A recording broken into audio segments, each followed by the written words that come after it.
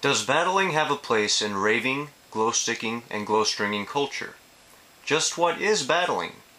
Continue listening to find out more. A controversial topic is the different ideas about battling in raving culture. Battling, for those in the dark, is the idea of competing in a circle, a crowd who has gathered around to judge and watch a dancer or two to see who is better. A circle can happen for any reason, even if it's just two dancers dancing to have fun.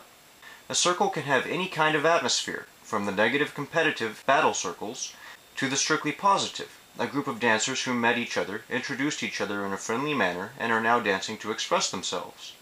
Battling has its roots in b-boying, in other words, breakdancing and popping, and in hip-hop culture.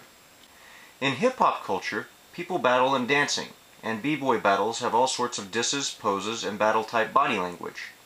People also battle in DJing, MCing, and all sorts of other things.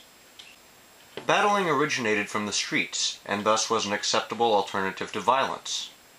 Glowsticking.com's official position on battling and raving culture is the opinion that battling has no place in raving or glowsticking culture. Hip-hop is about individualism and survival. Raving and glowsticking is more about unity and peace. There is no need to battle in order to share your moves. In the hot atmosphere of a rave, where everyone is out to have a good time, it's very difficult to battle someone and convey the impression that it's a friendly battle. It's much better to introduce yourself and have a friendly session. The term session is a word that a lot of dancers use to talk about a friendly sharing of moves and such. A battle, by definition, is a competitive sport, with a winner and a loser. A session means you make a friend who will one day teach you something. Through the experience of many, it can be assured that aside from the hordes of self-interested younger teens, battling is done by people who have been in the rave scene for a short time and are not acquainted with the culture. Let's be truthful. Battling does happen, but at a rave, it ought not to.